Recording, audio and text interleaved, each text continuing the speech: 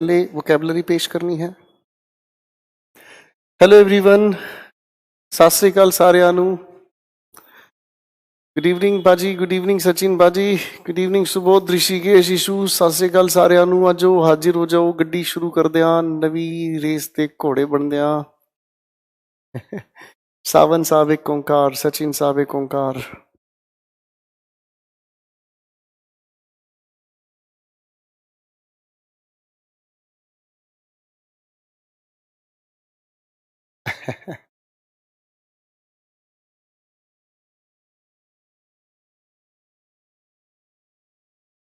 जय हिंद रूपेंद्र चौधरी साहब।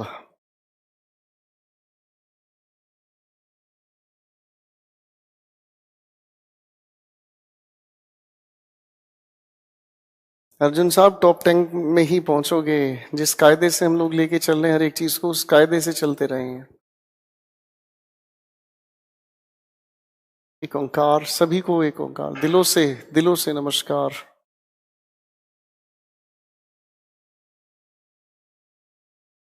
चाय वाय पिलाओगे? आप गुस्सा है मुझसे? आप गुस्सा है मुझसे? गुस्सा मत हो ना, हमें गुस्से से बहुत डर लगता है। कौन सा सवाल है? मेरे हर एक बैच में मैं सभी पेपर्स को कवर करके चलता हूँ। मैं किसी एक पेपर को कभी लेकर नहीं चलता। जिन बच्चों के दिल में ये रहता है कि सर एक पेपर, वो पर्टिकुलर पेपर कवर हो जाएगा, वो सवाल ही मूर्खता भरा है। बिल्कुल मत मानना बुरा। आप अगर गाड़ी खरीदते हो ना, तो गाड़ी खरीदने का मतलब गाड़ी हर एक पर्पज के लिए होती है। आप उसे घूमने के लिए ले जाओ, आप उसमें मस्ती करो, आप कैसे भी उसको यूज करो। यही हाल है अपनी पढ़ाने का। हम सब चीजों को कवर करते हैं, किसी एक पेपर से दायरा है ही नहीं। एक पुराना इंस्टीट्यूट था जिसमें मैं पहले था, उसमें एक माहौल होता था खराब कि पहले सीजीएल प्रीलिम्स के लिए बच्चों के एडमिशन लिए जाते थे, 10-12 हजार फूंक दिए जाते थे। फिर वो बच्चे बेचारे प्री क्लियर करने के बाद मेंस के लिए फिर कोचिंग लेते थे। तो पैसा और समय बर्बाद होना है, ठीक है ना। पैसा और समय बर्बाद करना मूर्खता है। इसलिए हम लोगों ने स्पेशल बैच का ट्रेंड बनाया है कि अब की बार आखिरी बार, बिल्कुल किसी भी तरह की चिंता करने की जरूरत नहीं है। हाँ जी, सत श्री अकाल वीरो, तुसी रुक जाओ। ये जो कमेंट शमेंट कर रहे हो मैं अब देख नहीं रहा। मैं अब इन सारी बातचीत को, ये सारी बातचीत को रोक रहा हूँ। कमेंट्स वाले सेक्शन को रोकें। और एक बहुत अच्छी बात आप लोगों के लिए मैं शुरू करने वाला हूँ, जरा उसका खुलासा मैं आपके सामने कर रहा हूँ, कृपया ध्यान दें। दोस्तों, वोकैबुलरी को लेकर अब टेंशन बिल्कुल खत्म कर रहा हूँ, और वोकैबुलरी को लेकर मैं खुद आपके लिए मेहनत कर रहा हूँ। सारी रात सोई नहीं, बिना सोए सारे काम कर रहा हूँ, और आप लोगों के लिए एक बहुत अच्छा अपग्रेडेड मटेरियल तैयार कर रहा हूँ। कहानी क्या है पहले ध्यान से सुन लें, समझ लें। और इस कहानी के अंदर आप लोगों को हर दिन आई प्रॉमिस अगेन, हर दिन हम लोग आप लोगों के सामने 25-25 वर्ड्स का एक स्लॉट लगाएंगे। उनके अंदर वन वर्ड सब्स्टिट्यूशन हो सकते हैं, इडियम्स हो सकते हैं, सिनोनिम्स एंटोनिम्स हो सकते हैं, रूट लेवल पर डिस्कशन हो सकता है, कुछ भी। 25 वर्ड्स का एक स्लॉट आप लोगों के सामने डिस्प्ले में आएगा, ठीक है। और आज जैसे मैं 25 वर्ड्स आप लोगों के साथ डिस्कस करूंगा, कल फिर आपके 25 वर्ड्स सामने आएंगे। उससे अगले दिन इन 25 वर्ड्स के आधार पर करीब 15 या 20 क्वेश्चंस तैयार कराएंगे, ताकि ये आपके याद हो जाएं। फिर अगले दिन फिर कुछ क्वेश्चंस तैयार होंगे ताकि ये आपको याद हो जाए। और हर दिन धीरे धीरे आप लोगों को ये याद करने का मौका मिलेगा। और उन मूर्खानंद के लिए मैं जोहर तैयारी करा रहा हूं। उनका जोहर हम करेंगे जो हर चीज के लिए नोट्स मांगते हैं। मेरे दोस्तों, बड़े ध्यान से समझें। पीडीएफ के दीवानगी छोड़ दीजिए और ये रिकॉर्डेड क्लासेस को थोड़ा साइड करो, बड़े ध्यान से समझें। पीडीएफ के चक्कर में पड़े रहने में आपका ज्यादा खर्च उठता है। आप पीडीएफ डाउनलोड करें, प्रिंट आउट निकलवाएं, उसके बाद उसके बारे में सोल्यूशन की वेट करें। समय आपका काफी कीमती है।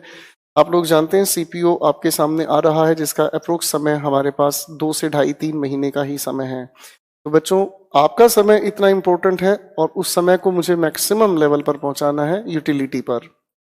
तो हम लोग अब करने क्या वाले हैं, हर दिन क्लास की शुरुआत में आपके सामने 25 वर्ड्स का स्लॉट में लगाऊंगा। फटाफट से हम डिस्कस करेंगे। आपकी स्क्रीन में यहीं पर वो वर्ड्स आ जाएंगे। उन वर्ड्स के सामने लिखे होंगे उनके मीनिंग। कुछ शब्दों को मैं रूट लेवल पर, किसी को हिंदी में, किसी में कैसे, मेरा आपके साथ डिस्कशन होगा। वीडियो कंप्लीट होने के बाद आप आराम से उन वर्ड्स को अपने हाथ से लिखेंगे, जितना आप अपने हाथ से वर्ड्स को लिखते हैं उतने अच्छे से वो याद होते हैं। कुछ मूर्खानंद ये कहते हैं सर नोट्स जो आप लोगों ने उस पर अपलोड किए थे वो नोट्स दोबारा से अपलोड करवाओ हैंड रिटन। मेरे दोस्त सारी मेहनत अगर मैं ही कर अपलोड कर दूंगा तो फिर आपका सीखने का समझने का मौका खत्म होता है। आप उन वर्ड्स को देखें, मेरे साथ बोलने की कोशिश करें, याद करें और आराम से उनको अपने हाथों से जब आप लिखेंगे तो वो आपको अपने आप याद होंगे। समय बचाता हूं, कहानी शुरू करता हूं। आपके सामने आपके वर्ड्स का स्लॉट 5-5 हिस्सों में बंटकर आएगा और आओ जादू देखते हैं। ये रहे आपके वो शब्द आंदो। सबसे पहले 5 शब्द हमारे सामने आए हैं, इन शब्दों को ध्यान से देखते हैं। पहला शब्द हमारे सामने हुआ फैंटाज्म, हम इसे कहते हैं फैंटाज्म। फैंटम शब्द से ये बना है या फैंटा से ये शब्द बना है और इसका एक शाब्दिक अर्थ निकलता है स्पिरिट, भूत प्रेत आत्मा। फैंटेज्म शब्द इसी से निकलकर आया और फैंटेज्म का अर्थ हुआ एन इल्यूजन। अगर शाब्दिक रूप से हम कहें तो इसका अर्थ निकलता है भ्रम, धोखा। ठीक। नंबर 2 पर लिखा है एक शब्द सोबरिंग, मेरे साथ साथ बोलने की कोशिश करें। नंबर 2 पर लिखा है शब्द सोबरिंग। सोबरिंग शब्द बना है सोबर से और सोबर का अर्थ होता है सीरियस। अब सीरियस को हमें हिंदी में समझने कहने की जरूरत शायद नहीं है, आया ना। मैं अगर कहूं he is a sober man, इसका मतलब वो बहुत सीरियस इंसान है, ना मुस्कुराता है ना बात करता है। नंबर 3 पर लिखा है कॉन्फैबुलेशन। शब्द को अगर हिस्सों में हम तोड़ने की कोशिश करें, कौन का अर्थ हम लोगों ने समझा, जिसे हमने कहा टुगेदर। क्या कहा बच्चों? टुगेदर। फैबुलेट एक शब्द होता है, फैबुलेट का अर्थ क्या हुआ? जिसमें हम चीजों को इकट्ठे जोड़ते हैं। तो कॉन्फैबुलेशन का मतलब हुआ, इसे हम अगर कहने की कोशिश करें अ प्राइवेट कॉन्वर्सेशन, इसे अगर हम कहना चाहें तो अ प्राइवेट कॉन्वर्सेशन, जिसे अगर हम कहना चाहें तो आपकी पर्सनल बातचीत। ठीक है। इसके लिए एक क्वेश्चन आप लोगों से और पूछा जाता है जिसे हम कहते हैं टिट आ टिट। ठीक है जी। टिट आ टिट का मतलब यही है जो लिखा है, इसका अर्थ नंबर 3 पर अ प्राइवेट कॉन्वर्सेशन। ठीक है जी। नंबर 4 पर आ जाए, लिखा है कोलोक्वल। फिर से बोले जरूर, कोलोक्वल। जब कोलोक्वल शब्द को हम देखें तो कॉल के साथ लोकी शब्द जुड़ा हुआ नजर आया। लोकी का मतलब होता है बच्चों स्पीच, और इस कॉल की अगर मैं बात करता हूं तो कॉल का मतलब हुआ टकराना। ठीक है ना जी। जो आप लोगों की स्पीच हर दिन आपसे टकराती है, फाइन, तो हर दिन की प्रतिदिन की बातचीत की भाषा कोलोक्वल कहलाता है। कोलोक्वल मतलब प्रतिदिन जो भाषा में आपके आते हैं। ठीक है ना। इसी कोलोक्वल शब्द को अगर हम कहें तो ये भाषा का रूप है वर्नैकुलर। वर्नैकुलर। ठीक है जी, आम बोलचाल की भाषा। लेकिन इसका एक अर्थ और है जो आपके नंबर 4 पर लिखा है, कोलोक्वल, जिसे हम कहते हैं टॉक्स सेमिनार, जिसमें आप खुली बातचीत रखते हैं, एक दूसरे के आमने सामने विचार टकराते हैं। बच्चों नंबर 5 पर लिखा है नेग। नेग का अर्थ होता है तुच्छ बातों पर झगड़ना। ठीक है। To complain, to criticise. पहले 5 शब्द मेरे साथ ऊंची आवाज में अर्थ बताना शुरू करें। फैंटाज्म, सोबरिंग, कॉन्फैबुलेशन, कोलोक्वल, नैग। शाबाश, इनके अर्थ आपने बोले हैं। चलिए दोस्तों, अगले 5 शब्द आपके सामने स्क्रीन पर है। देखो बच्चों, इन शब्दों को मेरे साथ समझें और लिखने का काम जब आपकी क्लास ओवर हो तब करें। ठीक है। और हर दिन के 25-25 शब्द, ये जो वर्ड्स का सिलेक्शन मैं ले रहा हूं ये GRE लेवल पर मैं चल रहा हूं। GRE वोकैबुलरी का टॉप लेवल है। ठीक है। लेटेस्ट है, अपग्रेडेड है। अब किसी भी चीजों पर परेशान होने की जरूरत नहीं है। मैं सारी रात ये सोचता रहा कि मेरे बच्चों के लिए मैं क्या बेहतर कर सकता हूं, और मेरे को एक चीज समझ में आई कि अगर मैं PDF सीधी अपलोड कर देता हूं तो वो मेरे स्टूडेंट्स को हैंडीकैप कर देती हैं। मेरे बच्चे PDF के आधार पर उसको डाउनलोड कर लेते हैं, ठीक है, और उस आधार पर उनको कुछ सीखने को नहीं मिलता। लेकिन अगर मैं आपके सामने ऐसा कुछ करूं कि जिसमें मेरा और आपका इंटरेक्शन बढ़े, तो वो एक ये जरिया है। बहुत बेहतरीन कोशिश रहेगी अगर आप मेरे साथ चलें। नंबर 6 पर लिखा है ट्रैम्पल। ट्रैम्पल का मतलब होता है कठिनाई से चलना। क्या कहा? कठिनाई से चलना। To tread heavily. ट्रेड शब्द से ही बना है ट्रेडमिल। सुना होगा आप लोगों ने, आप जिम्नेजियम वगैरह जाते हैं, जिम्नेजियम में एक मशीन होती है, इस तरह की पट्टा होता है उस पर, और इस तरीके से आप उस पर चलते हैं। अरे हाँ या ना। तो ये एक ट्रेडमिल है, means to walk with difficulty. अगर मैं इसे कहूं तो कठिनाई से चलना, ट्रैम्पल का अर्थ हुआ। नंबर 7 पर लिखा है सीनीसेंट। क्या लिखा है? सीनीसेंट। इसका मतलब बुजुर्ग होना, वृद्ध होना, या फिर कोई चीज आउटडेटेड हो जाना। ठीक है। नंबर 8 पर लिखा है लिटनी। लिटनी का अर्थ क्या हुआ? चर्च का सामान। हमने इसे अर्थ कहा चर्च का सामान। वैसे किसी भी मंदिर की पूजा पाठ का जो सामान है उसे हम लिटनी कहते हैं। नंबर 9 पर लिखा है परवर्स। परवर्स का अर्थ होता है बुरा। क्या अर्थ? बुरा, ऑब्स्टिनेट, विकेड या पीविश, बुरा, पूछा जाता है ये बार बार। नंबर 10 पर लिखा है क्वैक। क्वैक बेसिकली, क्वैक का अर्थ मैं समझाना चाहूंगा। क्वैक एक वर्ब की तरह अगर यूज हम करें तो क्वैक का मतलब होता है टू ब्रैग। ब्रैग का सिनोनिम अगर हम कहें तो स्वैग। कीवे गुची और मानी विच रोल दी जवानी टैग कर टैगनी स्वैगनी। स्वैग जो डींगे हाँकता है, अपनी बड़ाइयां हाँकता है, जो अपने आप को बहुत सुपीरियर दिखाने की कोशिश करता है, उसे हम स्वैग कहते हैं। बनो तेरा स्वैगर, आगे नहीं गाऊंगा।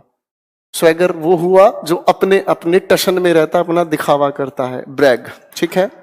क्वैक इसका अर्थ हुआ अपनी शेखी बगारने वाला इंसान, फाइन। लेकिन अगर इसी को मैं नाउन की तरह यूज करता हूं तो बेसिकली एक डक की साउंड भी होती है, ठीक है ना जी। लेकिन अगर हम इसे असलियत में समझे, जो आपका परीक्षा वन वर्ड सब्स्टिट्यूशन में पूछता है, उसे हम कहते हैं अ फेक डॉक्टर। एक ऐसा नकली डॉक्टर जिसे हम हिंदी में कहते हैं नीम हकीम खतराए जान। कुछ याद है? झोली छाप डॉक्टर, उसे हम कहते हैं दोस्तों क्वैक। चलिए फटाफट से इन 6 शब्दों को मेरे साथ ऊंची आवाज में रिवाइज करें। आज शोर होने दो, घर पर जो भी आपको सुने आपके शोर को महसूस होने दो। कान में हेडफोन्स हैं, बड़े ध्यान से सुने, ठीक है। और जिन लोगों का दाएं बाएं ध्यान है वो बेहोश आत्माएं हैं, भगवान उनकी आत्मा को जगाए। मेरे साथ ऊंची आवाज में बोलने की कोशिश करें। ट्रैम्पल, अर्थ बोलना है बच्चों। ट्रैम्पल का अर्थ to read, to tread heavily, ये पढ़ना है। Trample, senescent, litany, perverse, quack. शाबाश। अगले शब्द आपके सामने हाजिर हो रहे हैं, देखिए जरा स्क्रीन पर। आइए दोस्तों अगले शब्दों से मिलते हैं। नंबर 11 पर लिखा है ड्यूप। ड्यूप का अर्थ होता है धोखा देना, किसी का बेवकूफ बनाना, छलना। नंबर 12 पर आता है, लिखा है ड्यूरेस। ड्यूरेस का अर्थ होता है किसी को रोकना, किसी की आजादी को रोकना या किसी को बंदी बनाना। चिदम्बरम साहब के लिए यूज होने वाला शब्द है। 2 शब्द हमारे सामने आए, एक हम शब्द कहते हैं बच्चों फ्रीडम और एक शब्द हम कहते हैं लिबर्टी। ये जो शब्द हमारे सामने आते हैं मेरे दोस्तों, ये 2 शब्द हमारे परीक्षा में यूज होने वाले हैं और ये सेंटेंस फिलर्स और क्लोज टेस्ट में भी मिलते हैं। फ्रीडम का अगर हम अर्थ समझते हैं तो इसका अर्थ होता है टू फ्री फ्रॉम स्लेवरी, किसी को दासता से, बंधुता से मुक्त करना। किसी इंसान को किसी ने कब्जे में धर लिया हो, ठीक है, फिर उसे हम अगर मुक्त कर दें तो फ्रीडम हुआ। लिबर्टी की अगर हम बात करें तो लिबर्टी के अंदर फ्रीडम तो होती है, लेकिन फ्रीडम के साथ साथ दिए जाते हैं राइट्स, अधिकार। अब मैं अगर इसको थोड़ा ध्यान से समझने का काम करूं तो भाई बड़े ध्यान से समझना। हम 1947 में हमें जो मिली है वो है हमारी फ्रीडम, ठीक है। और 1950 में जो हमें मिली है वो है हमारी लिबर्टी। फ्रीडम के साथ हमें कॉन्स्टिट्यूशनल राइट्स भी दिए हैं। यही शब्द हैं जो आपको फिल इन द ब्लैंक्स में मिलते हैं सेंटेंस फिलर्स के नाम से। कई बच्चे पूछते हैं कि सर बैंकिंग एग्जाम्स में क्वेश्चन किस तरह से आते हैं, वोकैबुलरी ज्यादा अच्छे लेवल पर मिलती है, वहां ये शब्द मिलते हैं। ड्यूरेस का अर्थ होता है लिबर्टी को खत्म करना, इम्प्रिजनमेंट को खत्म, इम्प्रिजनमेंट लागू करना। इम्प्रिजन का मतलब बाकी को जो अधिकार है वो अधिकार उन लोगों को नहीं रहते। नंबर 13 पर लिखा है बैंडी। इसे ऐसे मत पढ़ना कि बंदी आ गई सर मेरी परजाई, बैंडी बोलते हैं। बैंडी का अर्थ होता है टू डिस्कस या एक्सचेंज, वार्तालाप करना, ठीक है जी, जिक्र करना। नंबर 14 पर आता है शब्द गाइल। गाइल का अर्थ होता है चतुर, चालाक, ठीक है, डिसीट, क्लेवर या फिर हम कह सकते हैं कनिंग, ठीक है सर। नंबर 15 पर आता है हमारे सामने स्फिंक्स लाइक। स्फिंक्स आपने नाम सुना होगा, pyramid of Giza, GIZA, pyramid of Giza. उसी के सामने एक इमेजिनरी बर्ड या इमेजिनरी एनिमल बनाया गया है जिसका शरीर लॉयन का है और उसका सिर इंसान का है। बेसिकली ये मिस्टीरियस बर्ड मानी जाती है। तो स्फिंक्स लाइक से एक इडियम है जिसका अर्थ होता है मिस्टीरियस, जो है या नहीं इसके बात में रहस्य है, ठीक है जी। तो ये हुए हमारे, मेरे साथ ऊंची आवाज में बोलने की कोशिश करें। ड्यूप, ड्यूरेस, बैंडी, गाइल, स्फिंक्स लाइक, ठीक है जी। चलिए दोस्तों अगले शब्दों की हम बात करते हैं। अब शब्द नंबर 16 आपके सामने पेश हुआ, आ जाओ। शब्द संख्या 16 आपके सामने आता है प्रिसाइंट। देखो बच्चों, प्री का अर्थ होता है बिफोर, प्री का अर्थ होता है बिफोर, और साइंट अगर शब्द किसी के साथ जोड़ दिया जाए तो इसका अर्थ हुआ नो या फिर नॉलेज।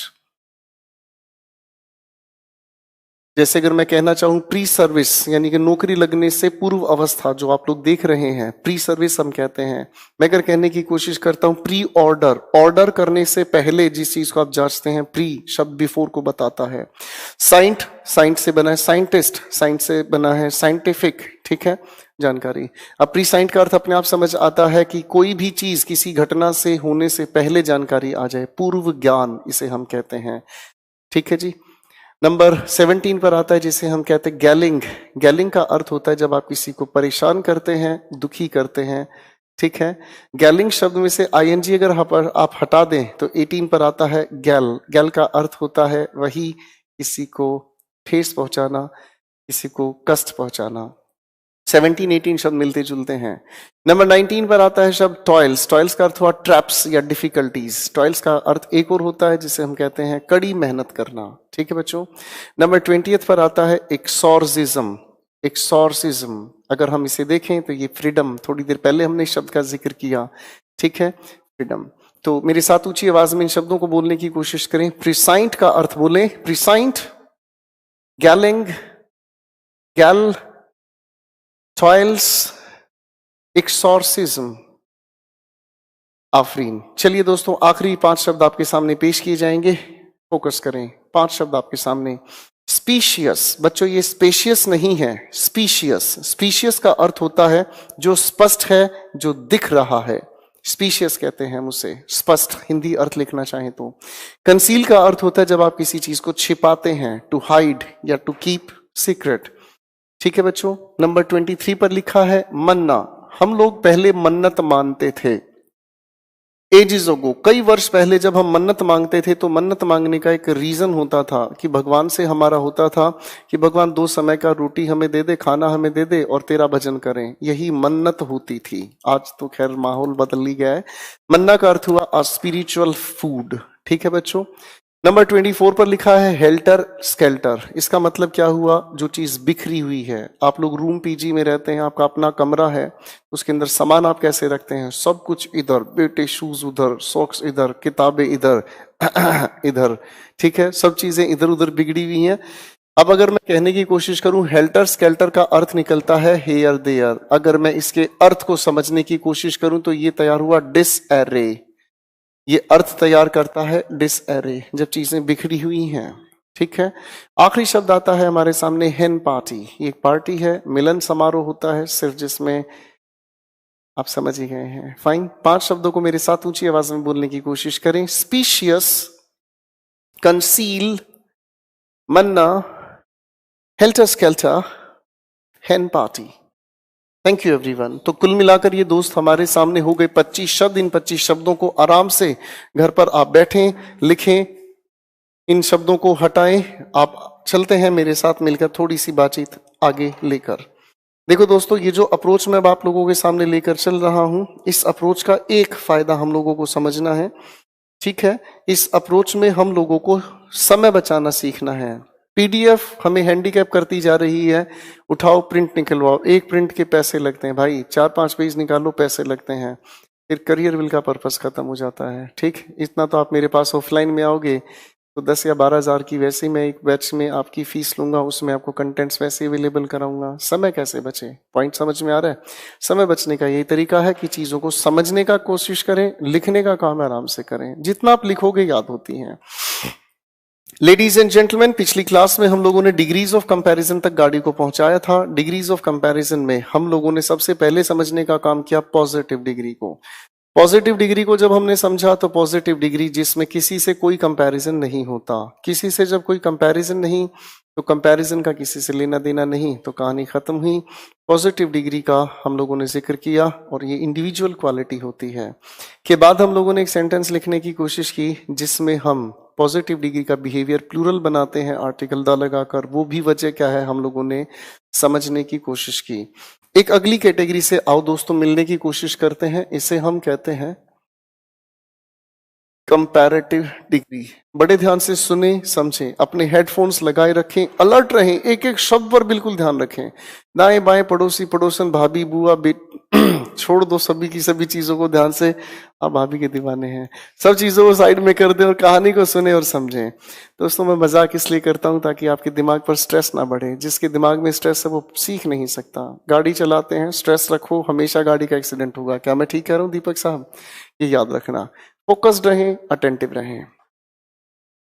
कंपैरिजन की जब हम बात करते हैं तो कंपैरिजन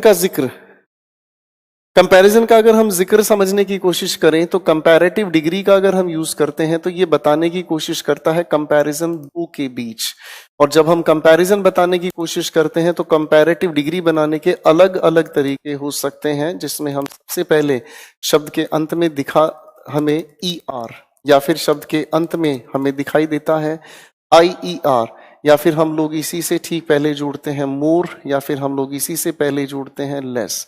ऐसे शब्दों के कंपैरिजन के लिए हम लोग एक छोटे से शब्द को जोड़ते हैं और उसे हमने कहा देन। क्या कहा बच्चों? देन। मैं कुछ एक सेंटेंसेस लिख रहा हूं, पहले आप इसको थोड़ा ध्यान से देखें, समझने का काम करें, उसके बाद चीजों को समझने की कोशिश करते हैं।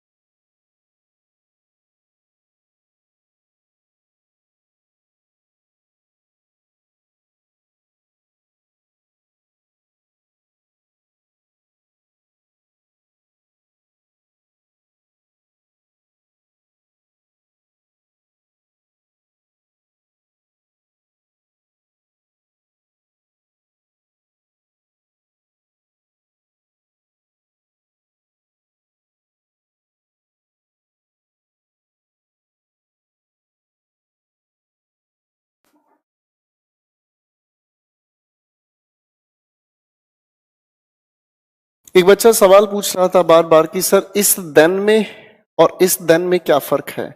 ये जो देन है हमारे सामने, ये कंपैरिजन का काम करता है, जबकि ये देन हमें सिर्फ टाइम की बताता है कि कोई भी इंसान समय से जुड़े हुए किसी भी वाक्य पर काम करता है तो इस THEN का हम यूज करते हैं, जबकि ये THAN कंपैरिजन का काम करता है।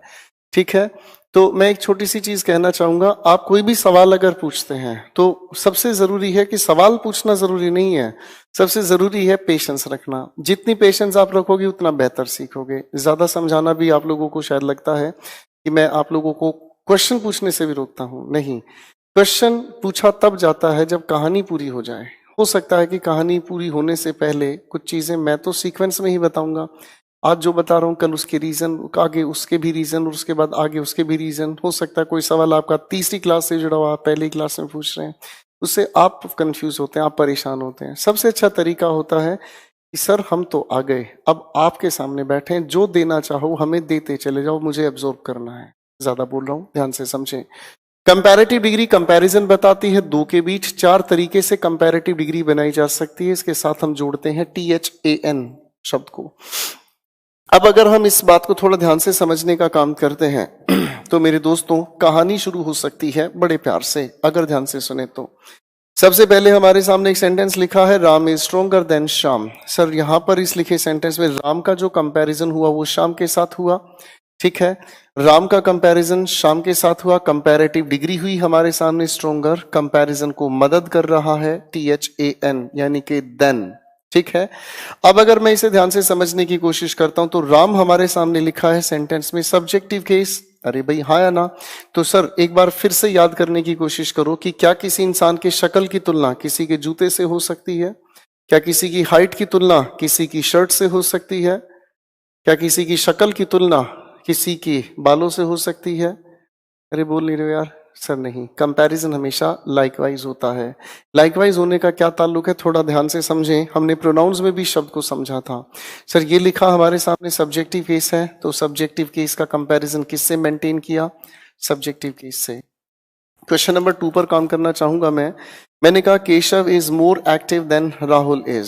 सर केशव का जो हम कंपैरिजन कर रहे हैं वो किसके साथ हुआ, राहुल के साथ। कंपैरेटिव डिग्री क्या हुई, मोर एक्टिव। कंपैरिजन को मदद कौन कर रहा है, देन। क्या मैं यहां पर इस इज का यूज कर सकता हूं? हम लोगों ने प्रोनाउन के वक्त एक बात को समझा था कि भैया वर्ब से पहले सब्जेक्टिव केस आता है, तो बच्चों ये केशव अपने आप में सब्जेक्टिव केस हुआ, तो ये राहुल भी अपने आप में क्या हुआ।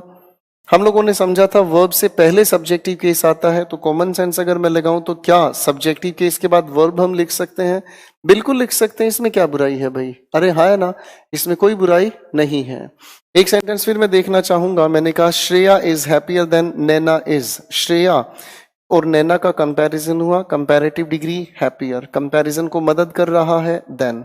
श्रेया लिखे सेंटेंस में कौन सा केस हुआ, ठीक, तो नैना भी अपने आप में कौन सा केस हुआ। तो सर सब्जेक्टिव केस के बाद हम वर्ब को लिखना चाहें तो लिख सकते हैं। अब मैं आपसे एक सवाल पूछना चाहूं, अगर मैं कहने की कोशिश करूं कि Rohit is smarter than me, क्या ये सेंटेंस कहना ठीक हुआ? आप कहोगे जी बिल्कुल भी नहीं। जब मैं इस रोहित का कंपैरिजन कर रहा हूं किसके साथ, मी के साथ। लेकिन ध्यान से देखें तो रोहित अपने आप में इस सेंटेंस का सब्जेक्टिव केस है। अरे भाई ध्यान से देखो, वर्ब से पहले कौन सा केस आया, सब्जेक्टिव केस। तो सब्जेक्टिव केस का कंपैरिजन सब्जेक्टिव केस से बनाना होगा। हटाओ इस मी को, इसकी जगह क्या आना चाहिए, I. Is my point clear? तो सबसे पहली बात हमें समझ में आ रही है कि सब्जेक्टिव केस का कंपैरिजन हम किससे मेंटेन करते हैं, सब्जेक्टिव केस से मेंटेन करते हैं। Is my point clear? चलिए दोस्तों, अब लेके चलता हूं मैं अगले सेंटेंस के बारे में। ये लिखा मेरे सामने, his shirt is more expensive than me. क्या ये कहना अपने आप में ठीक होगा? आप कहोगे सर ये तो बदतमीजी हो गई। अरे हाँ है ना, अब बदतमीजी क्यों ही, थोड़ा ध्यान से देखने की कोशिश करें। यहां लिखा है हमारे सामने हिज शर्ट। बेसिकली ये जो हिज शर्ट है अपने आप में क्या हुआ, पोजेसिव केस।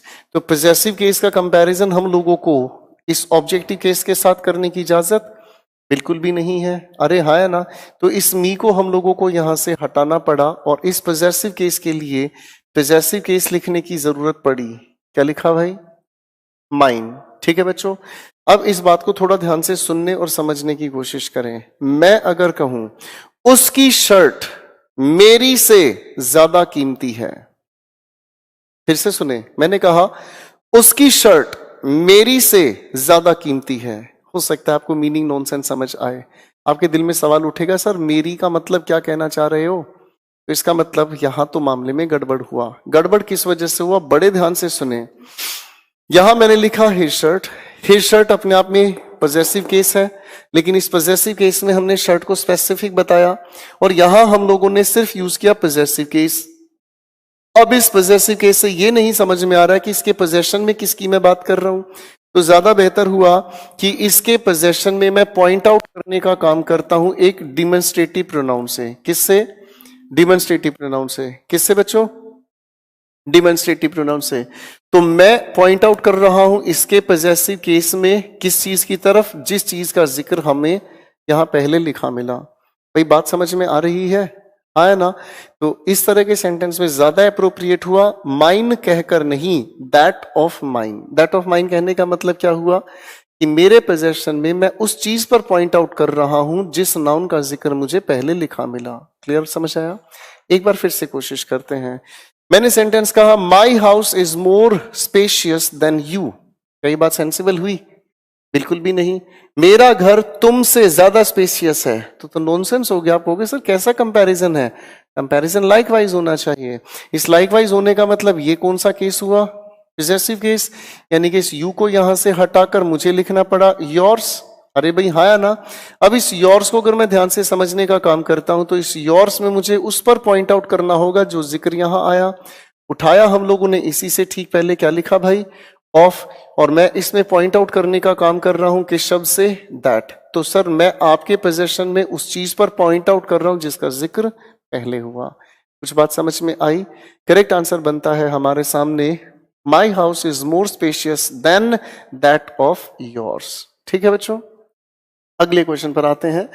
मेरे सामने लिखा एक सेंटेंस, हर जीन्स। अगर मैं ध्यान से देखना चाहूं तो ये भी कौन सा केस हुआ? Possessive case. चलो बेटा फटाफट से आंसर बताओ। Her jeans looked more comfortable than Neha. तो जी हो गई बातचीत, नॉनसेंस। तो पॉजेसिव केस का कंपैरिजन बनाने के लिए सबसे पहले तो मुझे यहां पर लिखना पड़ा क्या चीज? नेहास। इसी से ठीक पहले आगे मैंने क्या लिखा? ऑफ। ठीक है बच्चों, पॉइंट आउट करने की बातचीत करनी होगी। हाँ, यही गड़बड़ कर दी आप लोगों ने। सर दैट का यूज हम तब करते हैं जब बात सिंगुलर की हो।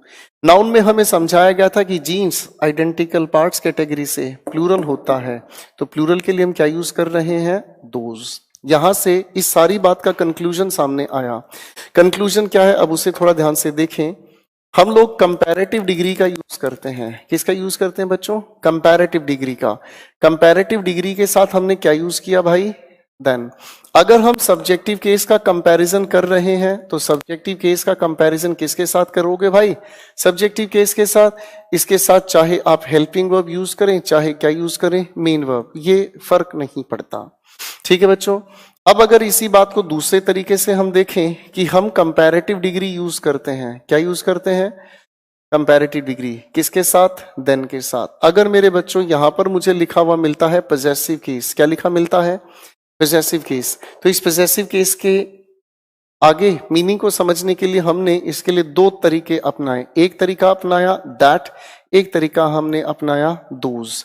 और ये दैट या दोज हमारे डिमॉन्स्ट्रेटिव प्रोनाउन है जो डिमॉन्स्ट्रेट करते हैं इस पॉजेसिव केस की तरफ, अगर ये सिंगुलर है। ये दोज हम यूज करते हैं तब जब ये पॉजेसिव केस हमें सिंगुलर नहीं कैसा लिखा नजर आए? प्लूरल। आगे इस पॉजेसिव केस के लिए हम लोगों ने जोड़ने का काम किया ऑफ। भाई क्या जोड़ा? ऑफ। इस ऑफ के ठीक बाद हम लोग लिखने की कोशिश करते हैं पॉजेसिव केस। दो तरीके से पॉजेसिव केस हम बना सकते हैं। या तो हम लोगों ने नाउन के साथ जोड़ने की कोशिश की एपोस्ट्रोफ एस। कुछ याद आ रहा है? नाउन में हमने पॉजेसिव केस बनाने के लिए यूज करना सीखा एपोस्ट्रोफ एस। या फिर एक दूसरा तरीका है जो हमने प्रोनाउन में सीखा, मैं लिस्ट बना देता हूं, mine, ours, yours, his, hers, etcetera. कुछ याद आ रहा है भाई? एक बार मैं रुक रहा हूं, दो बातें मैंने अभी तक समझाई, इन चीजों को थोड़ा ध्यान से देखने की कोशिश करें, फिर चलते हैं थोड़ा सा आगे। Please take your time. मैं रुक रहा हूं, लिखने पर नहीं समझने पर ध्यान दें, ज्यादा बेहतर होगा।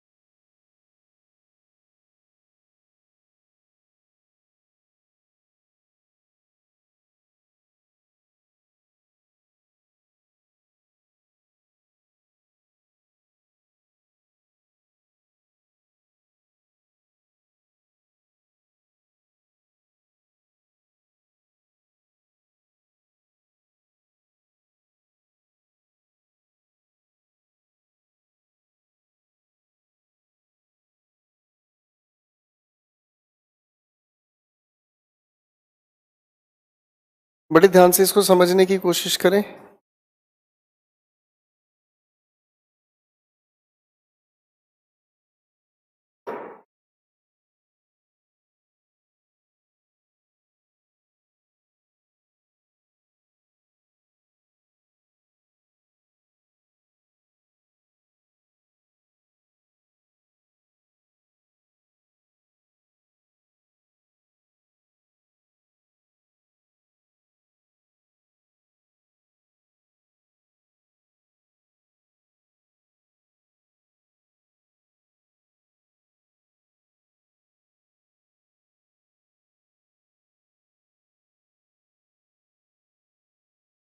मैं उम्मीद करता हूं आप लोगों ने यहां तक की बात को समझ लिया होगा और ये केसेस बड़े इंपॉर्टेंट बनते हैं। यहां तक की बात आपको कितनी खूबसूरती से समझ आई। पहले मैं इसी को लेकर 2-4 क्वेश्चंस लिख देता हूं ताकि चीजें आप लोगों को समझ आए और बेहतर तरीके से।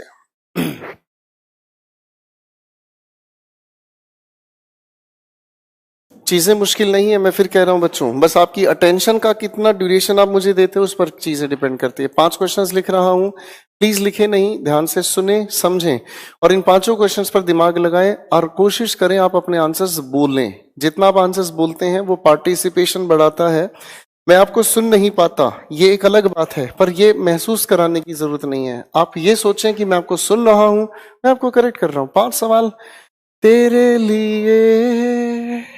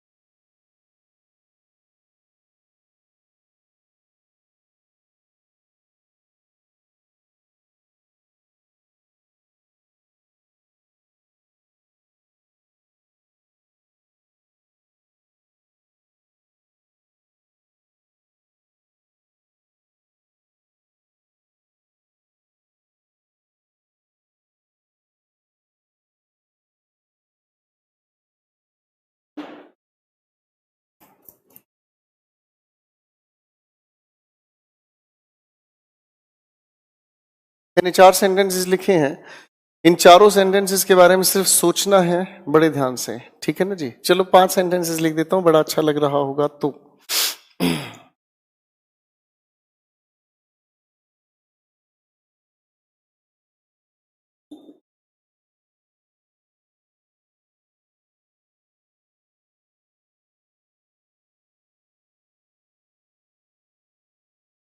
5 सेंटेंसेस लिखे हैं जनाब, जरा पांचों के पांचों सेंटेंसेस पर काम करके देखें क्या आपके हिसाब से कहना सही है।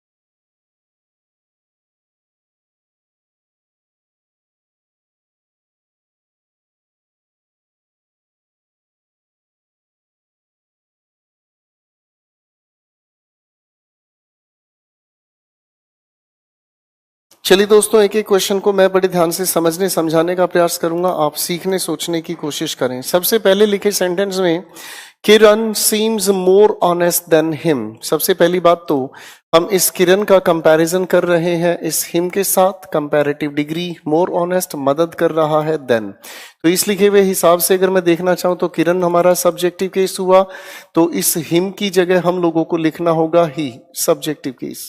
पहली बात अपनी जगह क्लियर है। अच्छा जी, आओ अब सीखने की कोशिश करते हैं। सेंटेंस नंबर 2 पर काम करते हैं। Radha's books are more informative than him. अगर मैं ध्यान से ठीक करने की कोशिश करता हूं तो ये लिखा हमारे सामने एक पॉजेसिव केस। अरे भाई हाँ है ना, तो पॉजेसिव केस का कंपैरिजन अगर हम करना चाहें तो पॉजेसिव केस के साथ होना चाहिए। इसीलिए हम लोगों ने इस हिम को यहां से हटाकर इसकी जगह लिखना शुरू किया।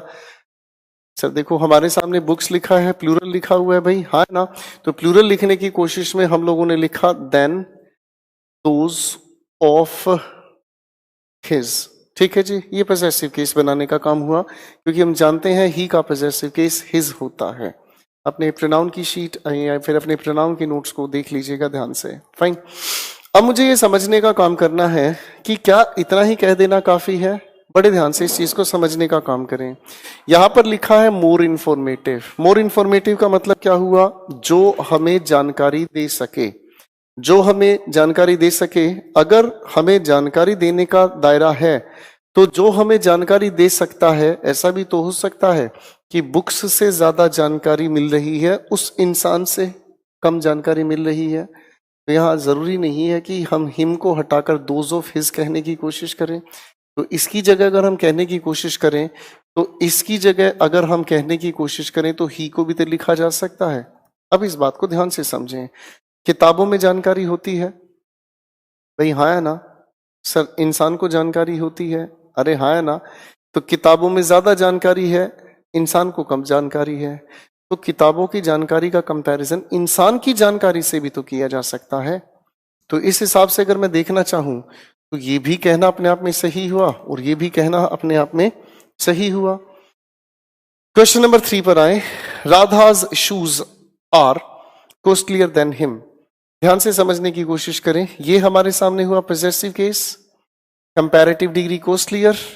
तो क्या यहां इस हिम को हटाकर मैं यहां पर ही लिख सकता हूं? अब आप कहोगे बिल्कुल नहीं सर, कॉस्टली होना शूज की तो एट्रीब्यूटिव क्वालिटी हो सकती है, प्रेडिकेटिव कह लीजिए। कॉस्टलियर होना शूज की तो क्वालिटी हो सकती है, पर उस इंसान की क्वालिटी नहीं हो सकती। इंफॉर्मेटिव होना बुक्स की क्वालिटी हो सकती है कि इंसान की भी क्वालिटी हो सकती है। इंफॉर्मेटिव का मतलब जिसे जानकारी है। तो इस हिसाब से अगर मैं सोचने का काम करता हूं तो ही का ताल्लुक नहीं, यहां पर मुझे इसको एक ही तरीके से ठीक करना पड़ेगा।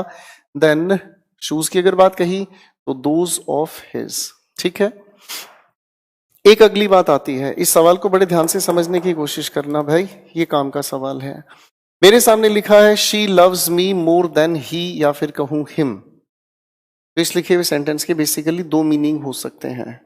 इस सेंटेंस के दो मीनिंग हो सकते हैं। मैं फिर कहूंगा, बड़े ध्यान से सुने और समझें। लाइव क्लास का यही फायदा है, रिकॉर्डेड क्लास में ये फायदा कभी नहीं मिलता। क्योंकि लाइव क्लास के अंदर आपके अंदर भी एक आग लगी रहती है कि यार सीखना है मुझे, इस टीचर को सुनना है मुझे। ठीक है ना जी। और रिकॉर्डेड क्लास तो डम्ब शो होता है भाई, नहीं समझ में आने वाले वो खेल। देखो मैं किसी की बुराई नहीं कर रहा हूं, आपका समय जैसा है आप अपने समय के अकॉर्डिंग काम करते हैं। I really don't want to upset you, पर मैं एक चीज चाहता हूं कि यार लाइव मैच का मजा होता है, हाइलाइट्स का कभी मजा नहीं होता। सुने, अपने अंदर एक सीखने वाले को जन्म दें। आपके अंदर एक सीखने वाला इंसान है, ठीक है ना। ये जो सीखने वाला इंसान है ना, ये यार बार बार मौका नहीं देता कि आप, वरना एक दिन आपकी आदत हो जाएगी कि ठीक है जो है रट लेंगे, पेपर है हो जाएगा, नहीं हुआ बोलो तारा रारा। अरे दीपक यार चाय पिलाओ, बहुत मन कर रहा है। कमाल करते हो पांडे जी, चाय नहीं पिला रहे। हमारा स्टाफ भी खतरनाक हो गया। सुरेश, इस लिखे हुए सेंटेंस के मीनिंग को मैं ध्यान से समझने की कोशिश करता हूं। लिखा है she loves me more than he या फिर हिम।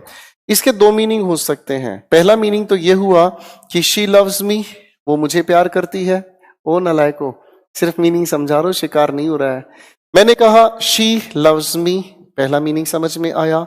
शी लव्स हिम, दूसरा मीनिंग हुआ वो मुझे प्यार करती है, वो उसे प्यार करती है, लेकिन दोनों में से किसे ज्यादा प्यार करती है?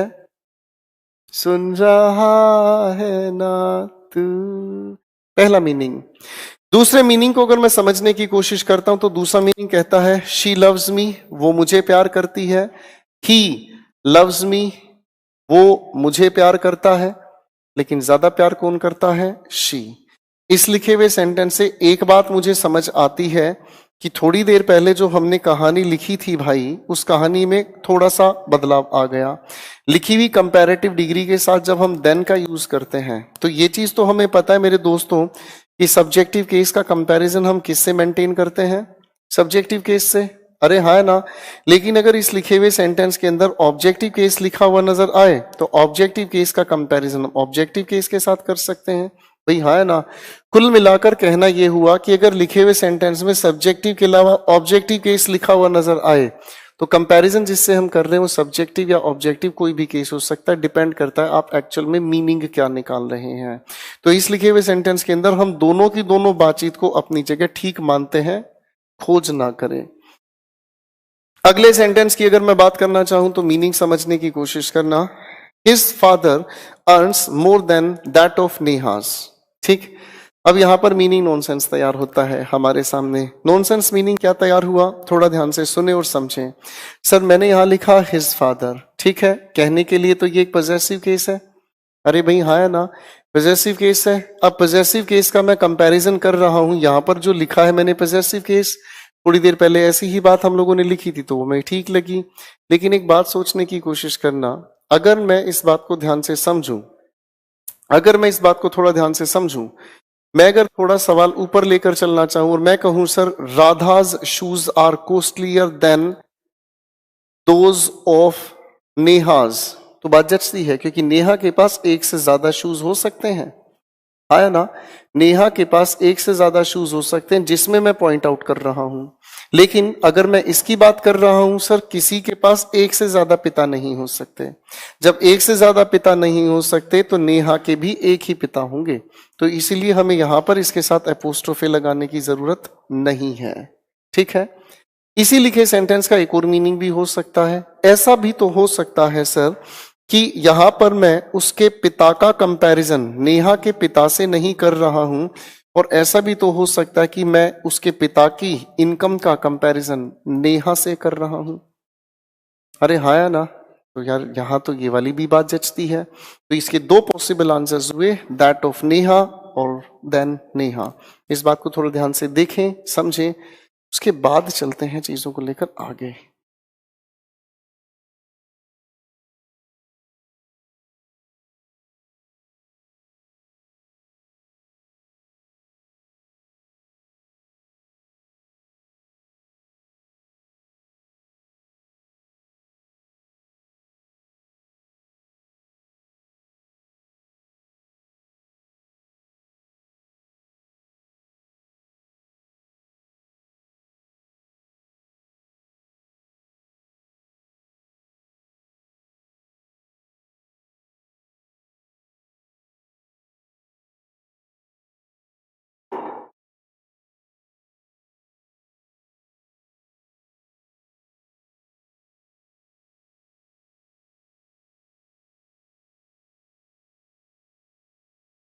चलिए, मैं उम्मीद करता हूँ इस बातचीत को थोड़ा आप लोग देख लेंगे, और बहुत प्यारी चीजें हैं, ये समझने लायक है। इन चीजों को थोड़ा सा समझेंगे तो चीजें बहुत बेहतर लगती हैं।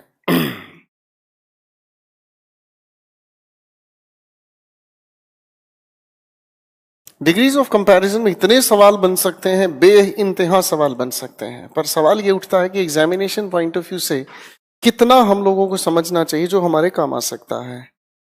चलिए भाई, मैं एक अगली बात को लेकर चलना चाहूंगा, और इसे नियम कहता है एक्सेप्शंस के नाम से। सबसे पहली बात, मैं वही पुराने शब्द आप लोगों से मिलाना चाहूंगा।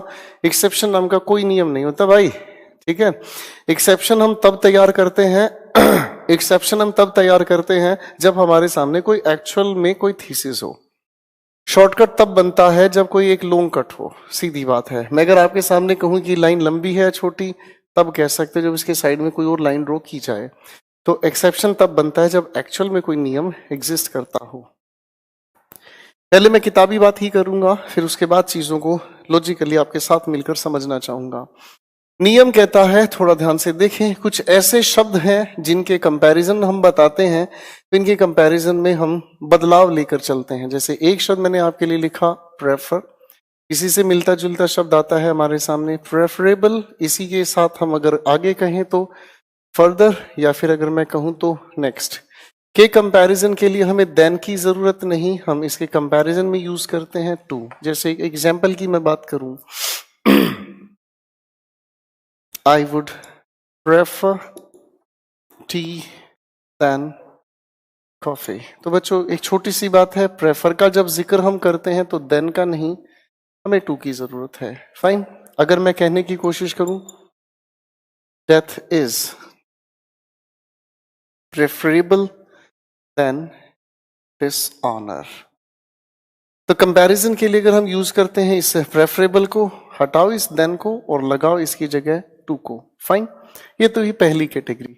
एक दूसरी कैटेगरी से मिलते हैं ऐसे शब्दों का जिक्र जिनके साथ जुड़ा हुआ हमें मिलता है IOR।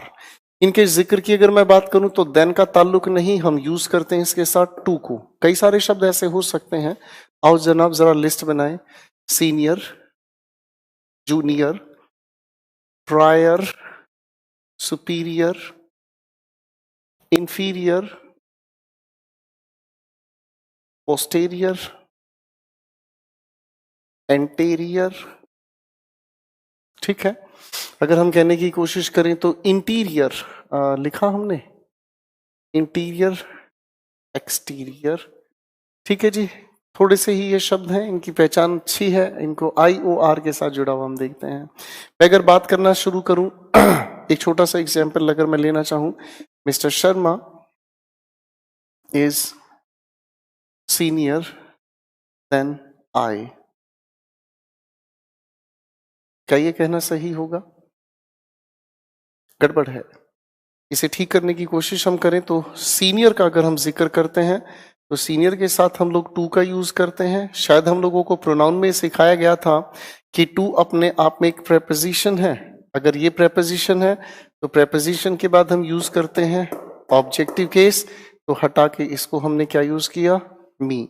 तो इसका मतलब ये समझ आता है, भले ही हम सब्जेक्टिव केस का कंपैरिजन सब्जेक्टिव केस से करते हैं, पर टू को अगर मैं ध्यान से देखूं तो एक प्रेपोजिशन होने के नाते इस सब्जेक्टिव केस को हटाकर हम इसकी जगह पर क्या यूज करते हैं? Objective case. बात को ध्यान से समझने की कोशिश करना। मैंने आपके सामने एक लिस्ट बनाई उन एक्सेप्शंस की जिनके साथ हम लोग देन को नहीं टू को यूज करते हैं। आखिर क्या माजरा है कि इनके साथ हम टू का यूज करते हैं, देन का यूज नहीं करते?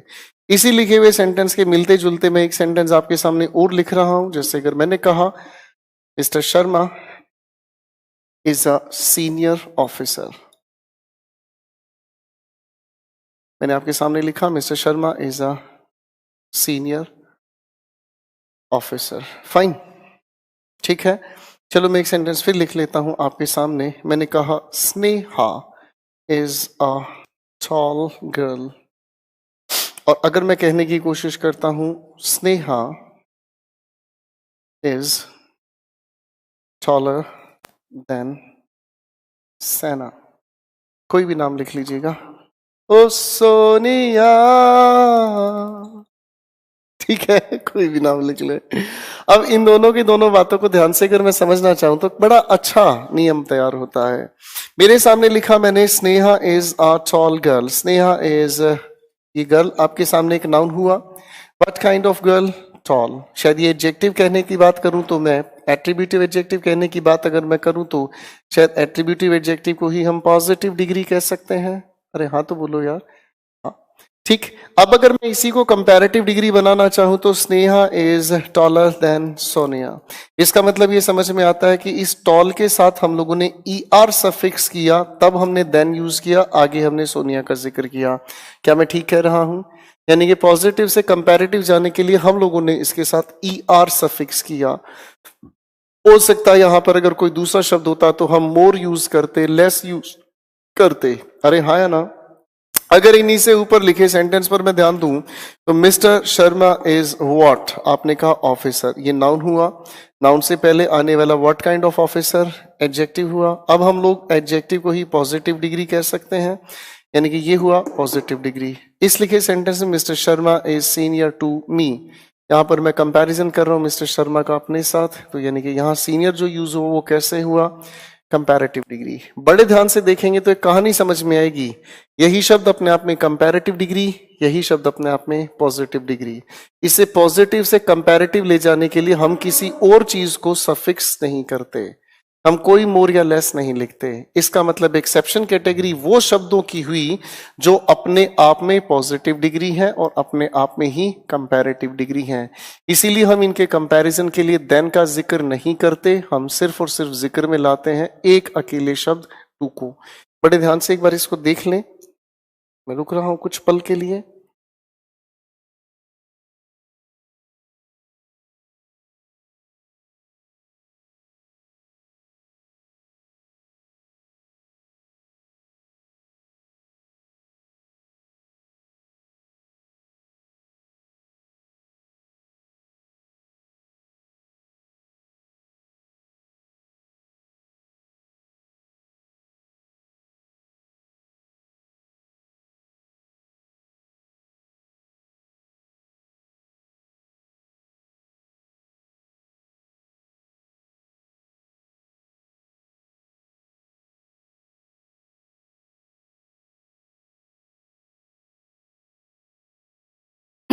चलिए दोस्तों, मुझे लगता है कि ये वाला दायरा आप लोगों ने सुन लिया है, समझ लिया है। कहानी लेकर चलते हैं थोड़ी सी आगे।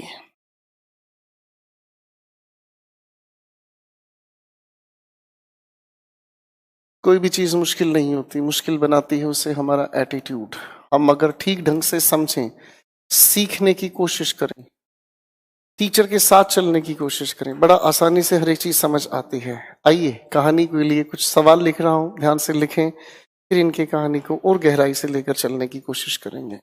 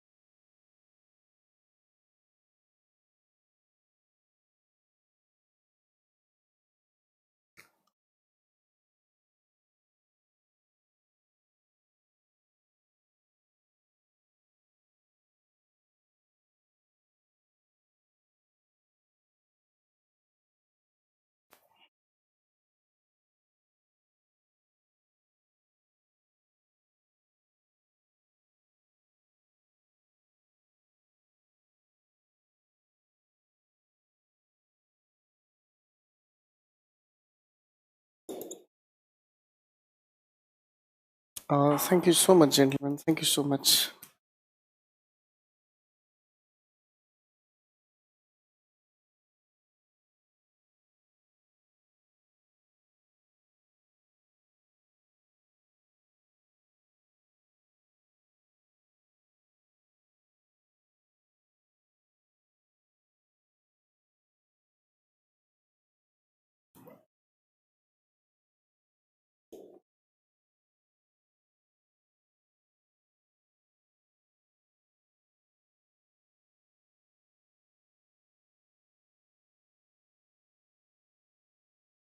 मैंने आपके सामने कुछ सेंटेंसेस लिखे हैं, बस सेंटेंसेस पर नजरें निकालने की कोशिश करें, न कि इन्हें लिखने की।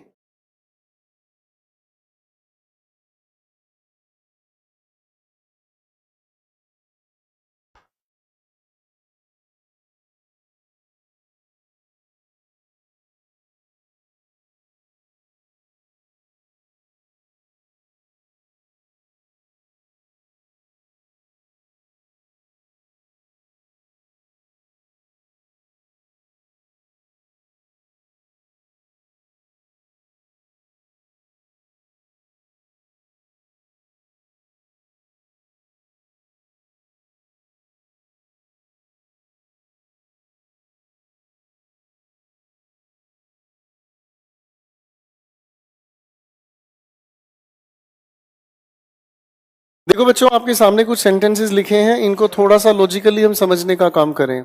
मेरे सामने लिखा ये सेंटेंस है, Neha is more funnier than Natasha.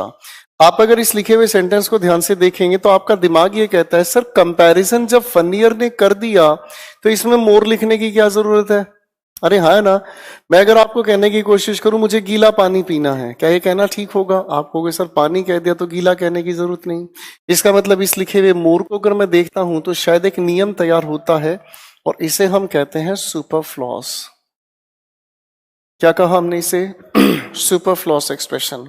सुपरफ्लॉस का एक पहला क्वेश्चन बड़ी खूबसूरती से तैयार हुआ कि अगर हम लिखे हुए शब्दों के साथ कंपैरिजन बनाने के लिए ER का प्रयोग अगर हम कर ही रहे हैं तो सर ऐसे शब्दों के साथ हम लोगों को मोर या लेस अगर लिखा मिलता है, या तो मोर या लेस की जरूरत नहीं अगर ये ठीक है, या फिर इनकी जरूरत नहीं अगर ये ठीक लिखा है।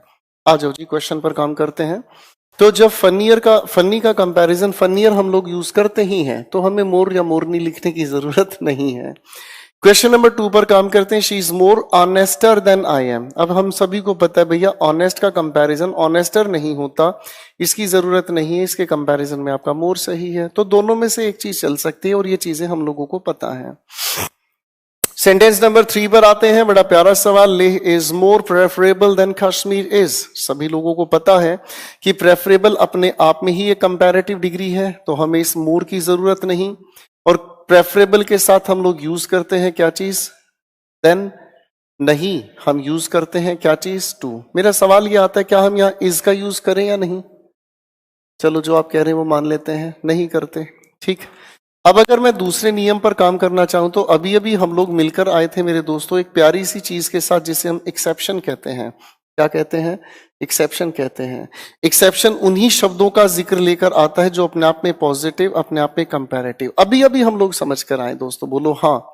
जब इनकी हम बात करते हैं तो मेरे दोस्तों इन लिखे हुए शब्दों के साथ कंपैरिजन के लिए हम लोगों को मोर या लेस जैसे शब्दों की जरूरत नहीं है। बोलो हाँ। आज इस लिखे क्वेश्चन नंबर 4 पर काम करते हैं। शिखा सीम्स मोर सीनियर। अगर मैं ध्यान से देखने की कोशिश करूं तो सीनियर जब हम लोगों को पता ही एक्सेप्शन कैटेगरी से है तो मोर की जरूरत नहीं। सीनियर के ठीक बाद हम जो भी यूज कर रहे हैं हटाओ इस देन को और इसकी जगह यूज होना चाहिए क्या? टू। मुझे याद आ रहा है ये टू तो एक प्रेपोजिशन है। प्रेपोजिशन होने की वजह से ये होना चाहिए ऑब्जेक्टिव केस। अब अगर ये ऑब्जेक्टिव केस हुआ तो ऑब्जेक्टिव केस के बाद इसकी भी हमें जरूरत नहीं है। तो अगर ये वाला नियम यहां काम कर रहा है तो ऊपर भी तो यही हुआ है। प्रेफरेबल के बाद ये टू जो लिखा है ये आपका टू प्रेपोजिशन हुआ। तो प्रेपोजिशन होने के नाते ये जो भी हम लोग लिख रहे हैं कश्मीर ऑब्जेक्टिव केस हुआ। तो ऑब्जेक्टिव केस के बाद हम किसी भी वर्ब का यूज थोड़ी करते हैं। चीजों को समझने का तरीका बनाओ, चीजों के पीछे वजह क्या है उसे समझने की कोशिश करो। आपसे अच्छा अब किसी को नहीं आता। अगले क्वेश्चन पर काम करते हैं। This bag is comparatively bigger than that one. Logically समझने का काम करें तो इस लिखे हुए सेंटेंस के अंदर कंपैरिजन तो हो ही रहा है, फिर इस कंपैरेटिवली की हमें जरूरत बिल्कुल भी नहीं। एक और सुपरफ्लॉस दायरा हमारे सामने आता है और इसको हम लोग कहते हैं इंटेंसिफायर। क्या नाम बोला बच्चों मैंने? इंटेंसिफायर। इंटेंसिफायर एक ऐसा शब्द हुआ जो किसी भी क्वालिटी को इंटेंसिफाई करता है। इंटेंसिफायर एक ऐसा शब्द हुआ जो किसी भी क्वालिटी के अर्थ को और बढ़ाता है। अब ऐसी क्वालिटी को बताने वाले शब्द की अगर हम बात करें तो एडजेक्टिव कहते हैं, यानी कि पॉजिटिव डिग्री की बात करें तो ऐसे लिखे हुए शब्दों के साथ कभी कभी बेवजह हम लोगों को लिखा मिलता है कंपैरेटिवली, या फिर अगर हम कहने की कोशिश करें फेयरली। ऐसे और भी हमारे सारे शब्द होंगे। तो कायदा ये कहता है मेरे भाई कि अगर हम पॉजिटिव डिग्री के साथ इनका यूज करते हैं तो कोई दिक्कत नहीं, क्योंकि ये क्वालिटी के मीनिंग को इंटेंसिफाई करते हैं। लेकिन कंपैरेटिव के साथ इनका जो है जिक्र नहीं हो। ठीक, लेकिन इस लिखे सेंटेंस में कहानी थोड़ी अलग है, क्योंकि कंपैरेटिव डिग्री का यूज हुआ तो वाइस वर्सा हमने इस कंपैरेटिवली को हटाया। आखिरी सवाल कॉमन सेंस लगाकर देखें। लिखा है शी इज फेयरली बेटर। अरे मेरे भाई शी इज फेयरली तो समझ में आ रहा है, बेटर कंपैरिजन हो रहा है क्या? जब कंपैरिजन नहीं हुआ तो फेयरली अपनी जगह ठीक है, इसकी जगह हम लोग यूज करते नजर आए गुड।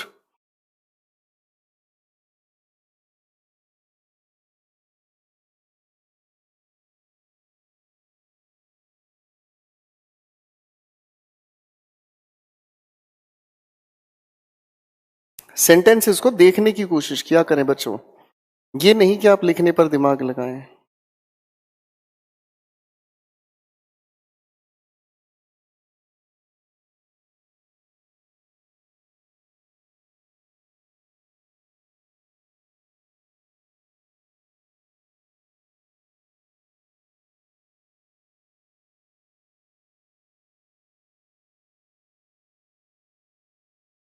मुझे लगता है डिग्रीज ऑफ कंपैरिजन के सुपरफ्लॉस क्वेश्चंस हमारे क्लियर हैं।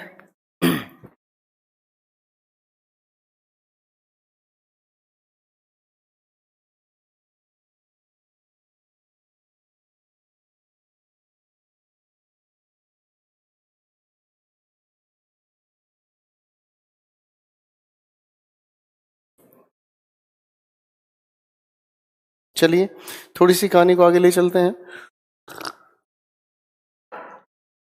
एक अगली बातचीत हमारे सामने आती है लेडीज एंड जेंटलमैन, और इसके नियम को समझने से पहले मैं लिख लेता हूं। इसे मैंने एक नाम दिया parallel comparison between two actions. Parallel comparison between two actions. हम कंपैरिजन के एक तरीके को बदलते हैं। कभी कभी हम कंपैरिजन की बात करते हैं तो कभी कभी हम कंपैरिजन दो एक्शंस के बीच करते हैं। दो एक्शंस के बीच कंपैरिजन कैसे होता है, थोड़ा ध्यान से समझें। मैं अगर कहूं गाड़ी को चलाने की गति, गाड़ी को चलाने की स्पीड जितनी बढ़ाते जाओगे पहुंचने में समय उतना कम होता जाएगा। ऑब्जर्व करना, गाड़ी को चलाने की स्पीड जितनी बढ़ाओगे पहुंचने में समय उतना कम लगेगा। मकान को बनाने में मजदूरों की संख्या जितनी बढ़ाओगे समय उतना कम लगेगा। रजिस्टर्स को खरीदने की संख्या जितनी बढ़ाओगे कीमत उतनी बढ़ती जाएगी। ऑब्जर्व करना, यहां कंपैरिजन हो रहा है। एक चीज बढ़ रही है तो दूसरी चीज बढ़ रही है, एक चीज घट रही है तो दूसरी चीज घट रही है। अगर इसको थोड़ा ध्यान से समझें तो इस तरह की बातचीत के अंदर कंपैरिजन होता है दो एक्शंस के बीच। एक हुआ हमारे सामने एक्शन 1, दूसरा हुआ हमारे सामने एक्शन 2, और ये दोनों के दोनों जब एक्शंस एक दूसरे को कंपैरिजन में बदलते हैं तो इस तरह की बातचीत की शुरुआत में हम यूज करते हैं। दोनों सेंटेंसेस की शुरुआत में लिखते हैं कंपैरेटिव डिग्री, और इनके साथ कंपलसरी हमें लिखना होता है आर्टिकल द। ठीक है,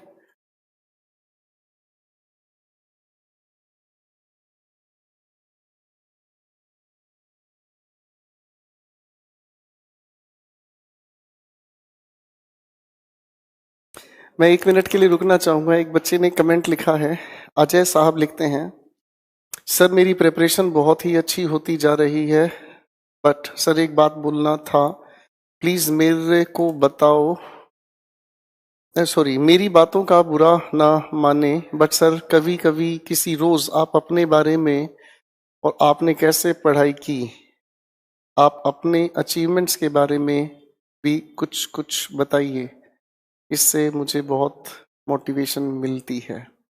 thank you so much, thank you so much. कभी जिक्र करेंगे इस महफिल में।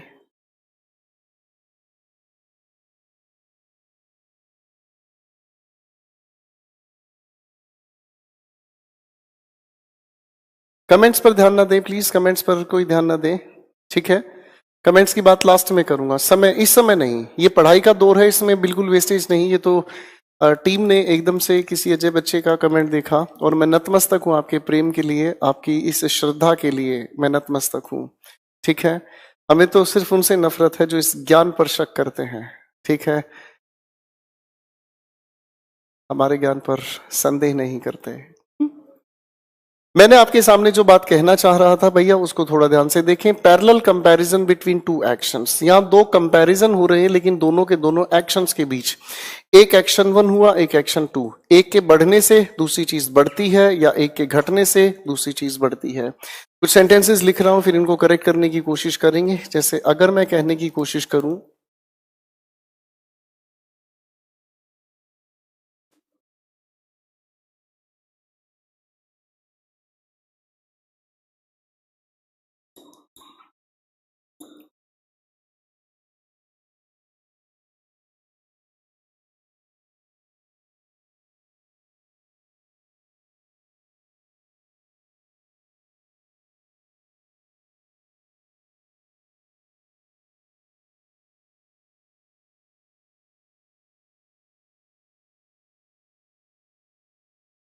मैं अगर इन लिखे हुए सेंटेंसेस को ध्यान से देखने की कोशिश करूं तो ये सेंटेंसेस अकेले अगर लिखे जाएं तो इनका कोई मीनिंग नहीं है। हाई यू गो, इसका कोई मीनिंग है ही नहीं, इसका कोई मीनिंग नहीं है। लेकिन अगर मैं कहने की कोशिश करूं इसी लिखे सेंटेंस को इसके साथ, high you go cold it is, जितनी ऊंचाई पर जाओगे सर्दी उतनी बढ़ती जाएगी। ऑब्जर्व करना, दो एक्शंस साथ साथ बढ़ रहे हैं। मैं अगर इसी बात को ऐसे भी कहना चाहूं, जितनी ऊंचाई पर जाओगे टेम्परेचर उतना कम होता जाएगा। तो एक एक्शन के बढ़ने से दूसरा एक्शन बढ़ रहा है या घट रहा है। तो कायदा ये कहता है भाई कि यहाँ एक दूसरे को ये कंपैरिजन में बदलने की कोशिश करते हैं, तो इस लिखे हुए एक्शन के अंदर कंपैरेटिव डिग्री यूज करें द के साथ, इस लिखे हुए एक्शन में कंपैरेटिव डिग्री यूज करें द के साथ। इस कंपैरिजन में ये चीज बढ़ती है, इस कंपैरिजन में ये चीज बढ़ती है। समझ आया? इसी कायदे को हम कहते हैं parallel comparison between two actions. अगला sentence, more you earn you want to earn. भाई जितना कमाते हो उतना ज्यादा कमाने की इच्छा बढ़ती जा रही है। इसका मतलब यहां the more you earn you want to earn more. इस मोर की अरेंजमेंट यहां नहीं, सेंटेंस की शुरुआत में। ये भी सवाल मिलता है, अरेंजमेंट को लेकर थोड़ा ध्यान रखें। आखिरी सवाल, quick you quick she does her share will be big. जो जितना करे उसका शेयर उतना ज्यादा हो। तो सर यहां हम लोगों ने तैयार किया द क्विकर शी डज, तो आगे हम लोगों ने लिखने की कोशिश की the bigger her share will be. Clear? तो पहले मुझे लगता है यहां तक की बातों को थोड़ा ध्यान से फटाफट से देख लें। लिखने का काम बाद की बात है, बाद में करें। दो एक्शंस के बीच कंपैरिजन कैसे मेंटेन किया जाता है? एक के बढ़ने से दूसरा एक्शन बढ़ता है या घटता है?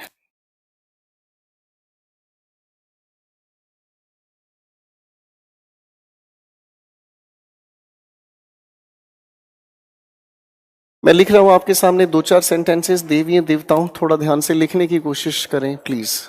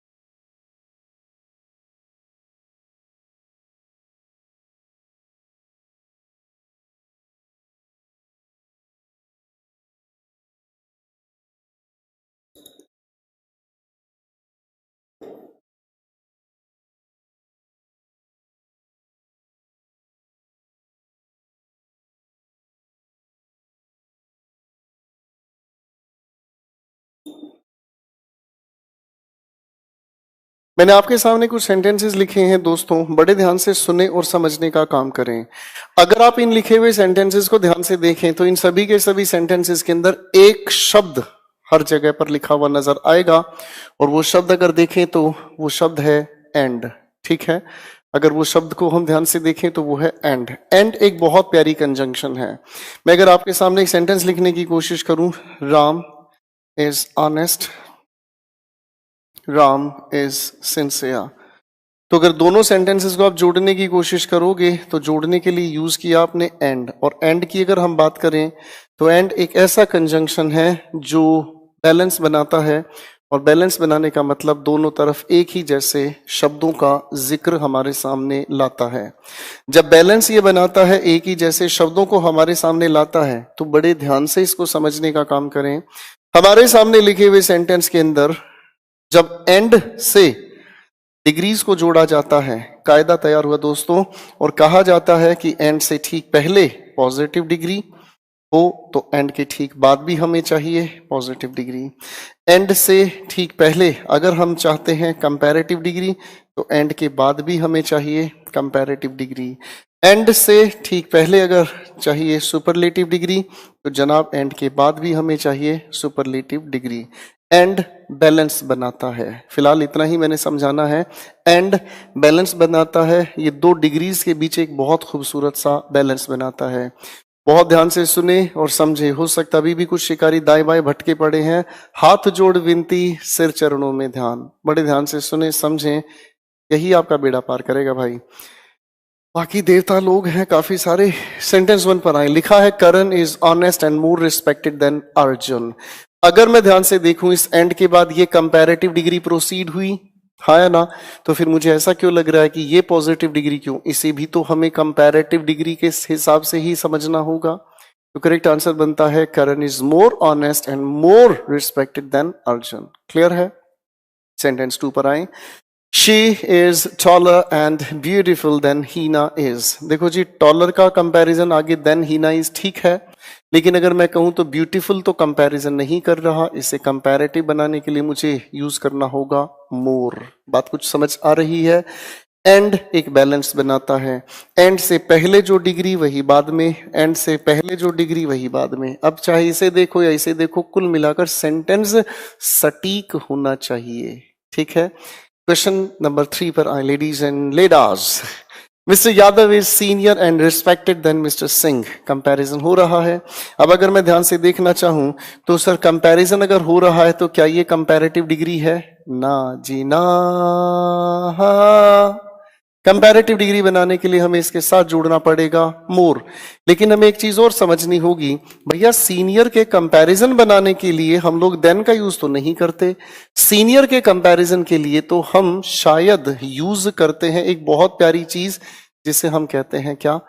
टू। क्या? टू। कुछ कुछ समझ आ रहा है? कंपैरिजन बैलेंस बनाने के लिए एंड सामने है। क्वेश्चन नेक्स्ट हमारे सामने आता है, लिखा है हमारे सामने, Shekhar was more responsible and superior than he is. अगर मैं सुपीरियर की बात करता हूं तो इसके कंपैरिजन के लिए देन का जिक्र नहीं, हम यूज करते हैं टू। अरे भाई हाँ या ना? इस टू की अगर मैं बात करना चाहूं तो इस टू के ठीक पास ये तो लिखा हुआ ऑब्जेक्टिव केस होना चाहिए। अरे भाई हाँ या ना? अगर ये हमारे सामने लिखी हुई बातचीत तो ऑब्जेक्टिव केस हुआ, पर लफड़ा इधर शुरू होता है। मोर रेस्पॉन्सिबल के लिए कंपैरिजन बताने के लिए हमें किस शब्द की जरूरत है? देन। तो बच्चों इसके हिसाब से इसका जिक्र किया जाए, पर इतना हमें समझना है कि देन का इससे फिलहाल के लिए लेना देना नहीं है। क्लियर है? अगले क्वेश्चन पर, आखिरी क्वेश्चन पर काम करते हैं। लिखा है Sarika is the best and trusted in this group. अगर हम इस बात को थोड़ा ध्यान से समझने का काम करें तो भैया ये लिखी हमारे सामने सुपरलेटिव डिग्री, तो बेटा इज ट्रस्टेड। याद रखना, कोई भी थर्ड फॉर्म ऑफ वर्ब अभी तक हम समझना चाहें, कोई भी थर्ड फॉर्म ऑफ वर्ब को अगर हम समझने की कोशिश करें फिलहाल के लिए वो एडजेक्टिव का काम करता है। तो भैया सारिका इज द बेस्ट, तो इसको भी हम लोगों को सुपरलेटिव डिग्री बनाने के लिए इसी से ठीक पहले हम लोगों ने यूज किया मोस्ट। भाई बात यहां तक ही समझ आ रही है? एक बार इसे फटाफट से देखने की कोशिश करें, फिर कथा लेकर चलते हैं आगे।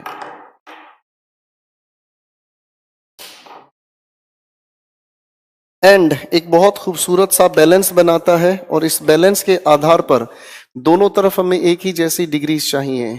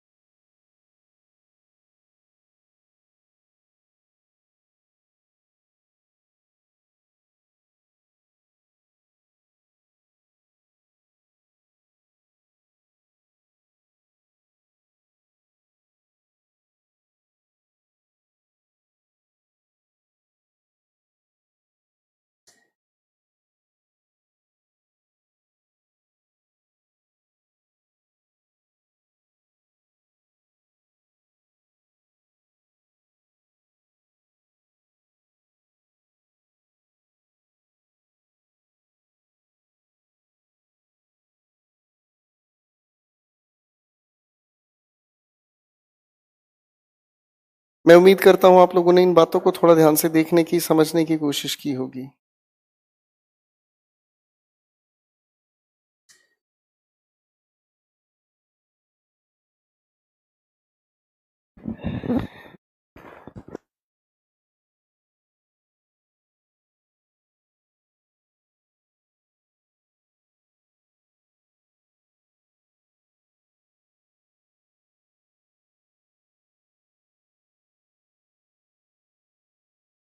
तो मुझे उम्मीद है कि यहाँ तक की बातें आप लोगों ने समझ ली होंगी। चलो यार थोड़ा सा कमेंट्स में लगाओ, देखते हैं कौन कितना बेहोश बैठा है। डिग्रीज ऑफ कंपैरिजन, बेइंतहा सवाल इससे निकलते हैं, बेइंतहा कहानियां इसमें जुड़ी हुई हैं। सीखने वाला बहुत कुछ सीखता है, बेहोश आत्मा बेहोश ही रहता है। चलिए थोड़ी बातें करते हैं।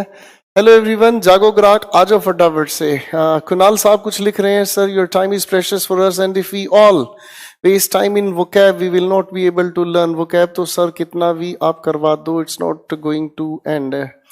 जब infinity in vocab 20,000 teacher है मार्केट में सिखाने को, आई मीन रीड आउट करने को, but for learning grammar and language there is one and only one, Mr. Gopal Verma. So we need your more and more time. So Guruji vocab हम खुद कर सकते हैं। कुणाल साहब आप अपनी जगह अच्छा सजेशन दे रहे हैं, लेकिन हर बच्चे का ध्यान रखना पड़ता है। सर मैं पहली बार, एक बार देखना ये लिख रहा है किसी बच्चे। सर मैं पहले मूर्खानंद था, लाइव के वीडियो को लिखता रहता था। जब से मैं नोटबुक पेन छोड़ के सिर्फ वीडियो सुना और बात को समझना तो और अच्छा इंप्रूवमेंट मिला। Thank you so much Prithviraj, हाथ जोड़कर आपका धन्यवाद। आज का वीडियो नहीं देख पाए विश्वजीत, कोई बात नहीं बेटा।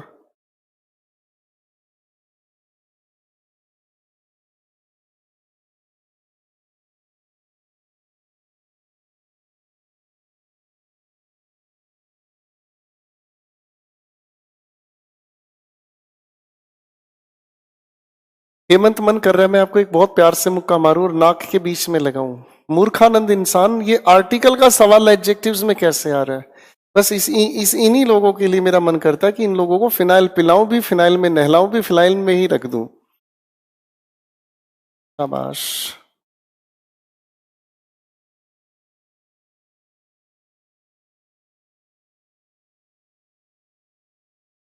ललित साहब अपनी स्पीड को इंप्रूव करें, वरना आपका सिलेबस और आप कभी भी पूरा नहीं कर पाएंगे। वोकैबुलरी का तरीका अब सही है।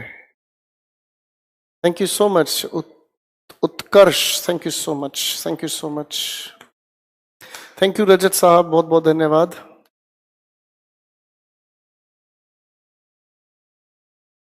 धर्मेंद्र सिंह, इतनी प्यार से चाटा लगेगा बेवकूफ इंसान। मैं कह रहा हूं कि इंग्लिश को सब चीजों के लिए तैयार कर रहे हैं, तो आप स्टेनो की क्यों डिमांड करते हो? कि भगवान सामने दोनों हाथ खुले रखे बैठे हैं और आपसे पूछ रहे हैं बताओ क्या चाहिए, और तुम यहाँ सोने जवाहरात मांग रहे हो। और सामने भगवान खड़ा, तो भगवान को मांगो, सब कुछ मिल जाएगा। गलत जा रहे हो बेटा, तुम्हारी अप्रोच गलत है।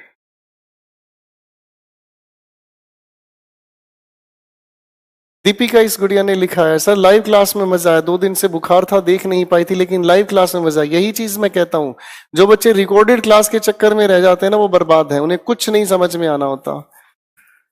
अरे यार वो कैब करा तो रहे हैं शुभम, कहाँ से बैंकिंग के लिए कहाँ से लेकर आए? सऊदी अरब से मंगवाता हूँ आपके लिए वोकैबुलरी, सस्ता नशा।